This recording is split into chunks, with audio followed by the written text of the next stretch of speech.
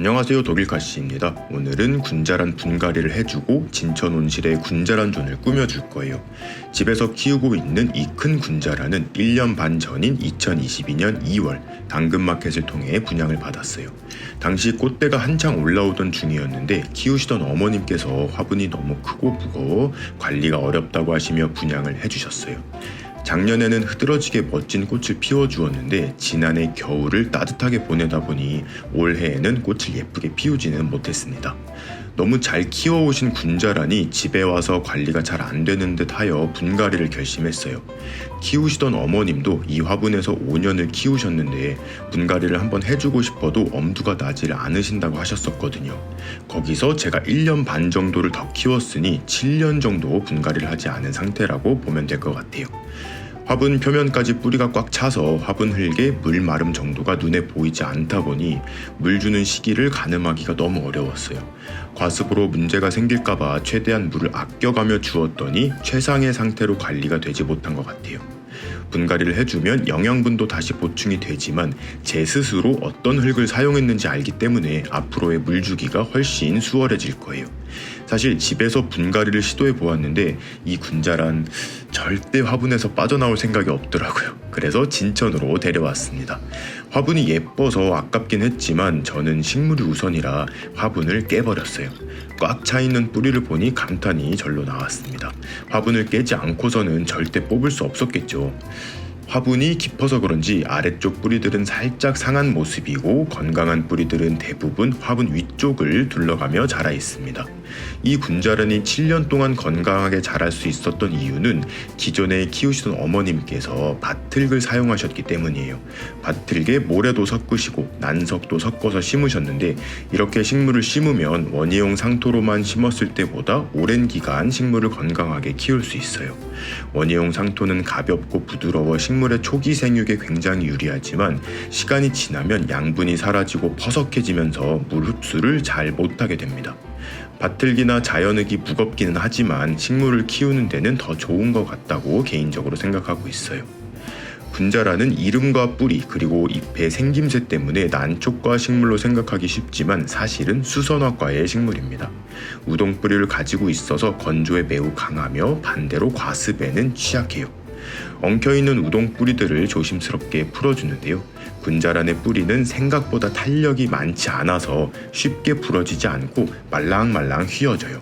시간은 조금 걸리지만 천천히 뿌리를 풀어주면 큰 상처 없이 정리가 가능합니다. 뿌리를 풀어주다 보면 오래되어 상한 뿌리들은 저절로 털어져 나와요. 한 촉으로 시작한 군자란이 5촉으로 분화된 개체였는데요. 뿌리를 정리하다 보니 자연적으로 분촉이 이루어지더라고요. 이번에 분갈이를 하면 또 몇 년간 그대로 키울 것이기 때문에 서로 붙어있는 촉들도 분리를 해주었어요. 이렇게 하면 새로 합식할 때 수영을 더 예쁘게 잡아줄 수 있습니다. 상한 아랫잎들도 아래로 당겨 떼어주고 미처 정리하지 못한 죽은 뿌리도 정리를 했어요. 이렇게 5촉의 군자란이 새로운 집으로 이사갈 준비를 마쳤습니다. 너무 길게 자란 뿌리들이 보이는데 이런 뿌리들은 반절 정도 잘라주어도 좋아요. 호접난 뿌리와 다르게 군자란의 뿌리는 여러 갈래로 분화되는 경우는 잘 없고 지상부 식물의 아랫둥에서 새 뿌리들을 뻗어냅니다. 이제 군자란을 위한 영양밥을 만들어야겠죠. 원예용 상토, 정원흙, 부엽토, 강모래, 바크를 섞어서 군자란 배합토를 준비합니다.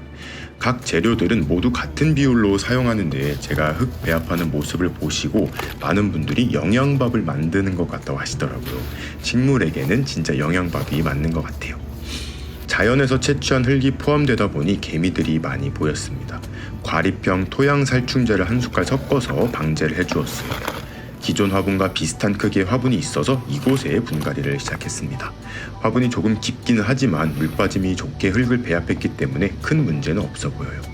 과습이 걱정되시는 분들은 화분 아래에 배수층을 넉넉하게 만들어 주셔도 좋습니다. 자세히 보시면 화분에 살짝 금이 보이는데 이게 나중에 큰 역할을 해요. 군자란을 풍성하게 키우기 위해 합식을 많이 하시는데 한 촉씩 화분에 넣어서 자리를 잡다 보면 그렇게 모양이 안 나오더라고요. 화분에 넣기 전에 잎이 자라는 방향 등을 고려해 한 뭉텅이로 만들어준 다음 한 방에 화분에 넣어주면 굉장히 예쁘게 군자란을 심을 수 있어요. 이거는 꼭 한번 따라해보세요. 뿌리 사이사이에 배합토가 잘 들어갈 수 있도록 화분을 흔들어가며 채워줍니다. 촉들이 쓰러지지 않도록 중앙 쪽으로 살짝 밀어가면서 흙을 채우면 쉽게 자리를 잡아요. 이게 무슨 일일까요? 화분을 들고 이동하는 중에 깨져버렸습니다. 화분에 실금이 살짝 가 있었는데 큰 문제 있겠나 하고 방심했는데 이렇게 되어버렸습니다. 큰 화분에 실금이 생겼다면 여러분들도 꼭 조심하세요. 결국 다른 화분에 같은 방법으로 심어주었습니다. 진짜 이날 너무 더워서 다시 심는 장면은 찍지 못했어요. 그런데 원래 화분보다 이 화분이 크기도 더 넉넉하고 예쁜 것 같아요. 지금은 화분이 조금 커 보이지만 새 잎들이 풍성하게 자라나오면 밸런스가 딱 맞을 듯 합니다.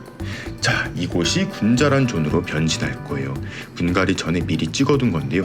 큰 파라솔이 있어서 이곳에서 분갈이를 하거나 옥외로 나가기 전 빛 적응이 필요한 식물들을 관리하는 공간이었어요. 점점 지저분해져 가고 있어서 오늘 싹 정리를 했습니다. 바닥 물 청소까지 완료를 하고 방부목 선반도 설치를 했어요. 파라솔이 엄청 커서 이곳은 하루 종일 간접광만 비춰지는 공간입니다. 군자라는 직사광선 아래서는 잎이 홀랑 타버리고 또 너무 빛이 부족하면 꽃을 못 피우기도 하는데요.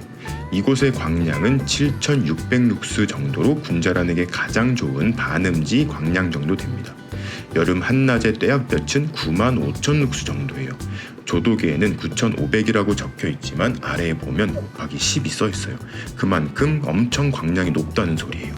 온실한 가장 어두운 곳에는 어린 군자란들이 살고 있는데요. 빛이 많이 차단되는 곳이다 보니 군자란에게는 살짝 광이 부족한 것 같아요. 조도계로 측정을 해보니 2,700룩스 정도 나옵니다. 음지식물을 키우기 적당한 광량이에요. 온실에서 빛이 가장 잘 들어오는 공간의 경우 23,000룩스로 측정이 됩니다. 자, 이제 새로운 공간으로 군자란들이 이사했어요. 뿌리 정리를 어느 정도 했기 때문에 물은 이틀 정도 뒤 뿌리의 상처가 아물고 난 후에 주면 좋아요. 생각보다 군자란이 많죠. 꽃을 피울 수 있는 성체 군자란은 몇 안 되고요. 대부분 청소년기 군자란 혹은 씨앗에서 싹을 틔운 지 2년이 채 안 된 애들이에요. 군자란은 씨앗을 틔워 꽃을 보려면 5년 정도의 기다림이 필요합니다. 꽃이 피고 나서 몇 달이 지나면 이렇게 열매가 익는데요. 열매 안에는 2알의 씨앗이 들어있어요. 씨앗을 흙 위에 그대로 얹어두면 뿌리가 먼저 나오기 시작하고 귀여운 잎이 한 장 올라오기 시작합니다. 이 정도 크기의 군자란이 1년 반 정도 키우는 거예요. 2021년 12월 25일 파종한 개체인이 1년 반이 조금 넘었습니다. 좋은 유전자를 가진 군자란끼리 교배하여 그 씨앗을 키워내면 더 멋진 군자란 꽃을 피울 수가 있거든요. 그런데 확률은 굉장히 낮습니다. 복불복이에요. 이 군자란도 사연이 있어요. 작년 봄에 돼지 아빠님이 분리수거장에서 주워와 키우기 시작을 하셨는데 한 번에 버려진 것도 아니고 세 촉이 각각 다른 날 따로 버려져 있었다고 하더라고요.